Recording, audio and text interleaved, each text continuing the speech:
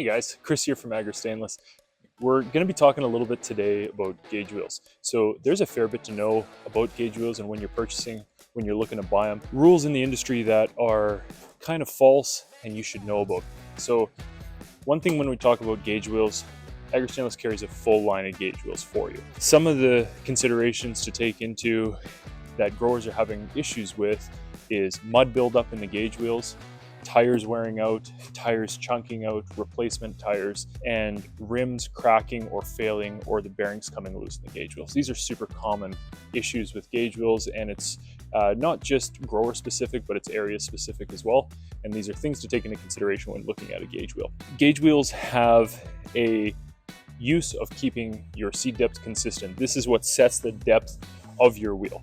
So inconsistencies in the tire, if you have punctures in the tire or flat spots in the tire, we need to get that taken care of. We do not want our tire rolling on an eccentric, and we want it perfectly smooth and round. So we don't want any punctures in the tires or flat spots that are going to contribute to having wrong seed depth. Our gauge wheels have a wear lip here. Not just our gauge wheels, but all gauge wheels on the market, they have a natural wear lip on the tire. So this is the first thing I want to start talking about. So this natural wear lip here is about 3/8 of an inch in thickness, the width of my finger, as you can see. Now, naturally, over time, this lip is going to wear. So this lip is responsible for cleaning the opener blade and keeping it dirt free. So our opener blade is right against our gauge wheel. We want the gauge wheel to clean the opener blade. So that's what the tire is responsible for. We want this tire shimmed to about 1/16 of an inch, or about a credit card thickness away from the opener blade. So behind the gauge wheel, there will be shims, and you can remove the gauge wheel, remove the shim. It's a handy trick to put the shim on the head of the bolt and put the bolt back in so you don't lose your shims, and the shims are kept on that same row. Naturally, over time, abrasive soils are quicker to wear the tires, and abrasive soils will start to wear the inner lip of the tire a little bit here. So we'll take the wheel off, reshim the wheel, put it back on, and we're back in action. Now, this is something we want to do before the season preventative maintenance check. We want to look at that. We want to make sure the bearing is good in the gauge wheels. We have replacement bearings for these gauge wheels. We only use Seed Extreme Pier bearings, which are the longest lasting bearings on the market in the gauge wheels. So these gauge wheels will be shimmed against the opener blade to keep the blade clean. When you need to replace the tire, the wheels are very quick and easy to replace tires. It's usually about 10-15 minutes a tire, up to about 20 minutes maybe, to remove these 9 bolts here, take the rim out, split the 2 halves of the rim, lubricate a new tire, put the rim back together, and bolt the spoked hub to it. These spoked gauge wheels, a lot of growers think they need to go to this because of mud buildup in the wheels. Now that may be true. The first thing you need to know is that if this tire is not shimmed against the opener blade and you have a 3/8 of an inch or a 1/2 an inch gap and you go through a wet spot, mud is going to naturally squeeze between the tire, build up behind the wheel, and you're going to have a plugged wheel and it's going to stop. You got to take your wheel off and clean it out. With spoked gauge wheels, it allows mud to pass through from the opener blade to the outside. So your wheels will stay cleaner, longer, and will not plug up on you.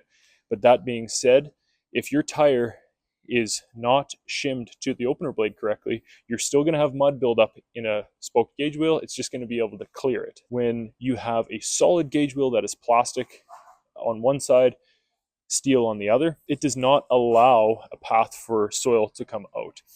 So it will just stay in there and plug, and then you have to pull the gauge wheel off and clean it. With these wheels, they provide a lot of upgrades to the plastic style wheel. First of all, the plastic style closed wheels or OEM spoked gauge wheels are extremely expensive, usually around $200 to $300, sometimes up to $400 Canadian, and it is absolutely outrageous. These are a lot more reasonably priced, and they are the extremely strong and well built. So it's a cast iron center. Our bearing is not going to come loose in the wheel anymore. So with the cast iron center spoked, it has 3 bolts from the spoke to the outer rim. This is going to keep the rims from cracking. So we require 3 bolts to keep a good clamping load on this rim to prevent cracking.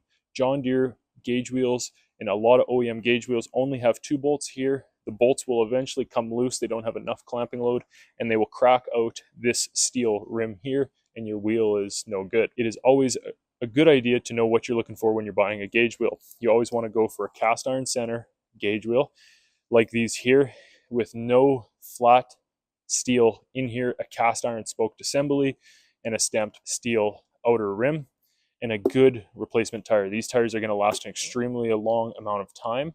Now, when you're going through a lot of stubble, short stubble like soybean stubble, or you're going through a ton of sticks and rocks, this rubber tire is going to become an issue as far as puncturing the tire. Or if you're in any soils but have extreme amount of debris to go through, a rubber tire might not be the best for you.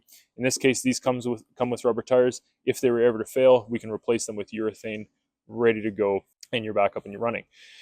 Now, the thing when we talk about the differences between urethane and rubber tires. Now, rubber tires are probably the most common on the market, and they're very good all round. We have a 4.5-inch tire here and a 3-inch tire right here. So with the 3-inch wide tire, it is very hard, naturally very hard. There is an air pocket inside this tire here, but it is a very small air pocket and it makes it very hard. The 4.5-inch tire is much more pliable. It has a lot larger air pocket inside and it is very, very soft. Now, with this tire in the heavy clay soils like we are in ourselves personally, the heavy clay is going to build up on the tire. So we're always recommending a 4.5-inch wheel for growers in heavy clay or in wetter ground, because as mud builds up on this tire, when it passes through mud, it is very flexible and it's going to shed mud very quickly.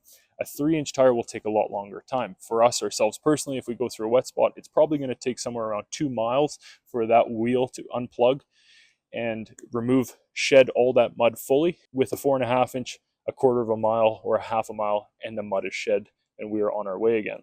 Now, when you have mud build up on your gauge wheels, we have to know that that affects seed depth. So even after you pull out of that mud hole and you're seeding back in dry ground again, you are now seeding shallower. It is always a good idea in heavy clay soils to run a rubber tire because it's softer and it's going to shed mud quicker. And that's with a 4.5-inch. Now, the 4.5-inch, it also provides a lot more flotation for your heavier drills.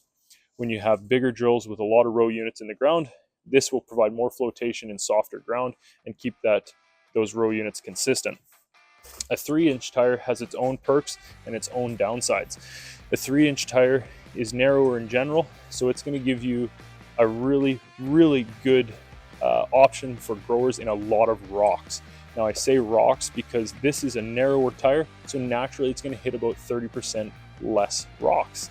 And it seems crazy to think, but we want to keep seed depth consistent. So if you have a lot of rocks in your field, we're typically going with a 3-inch wheel. The thing that growers like about these wheels, and we like about these wheels, is that in zero-till soils, we also have less stubble knocked down, and we are disturbing less ground with a 3-inch wheel.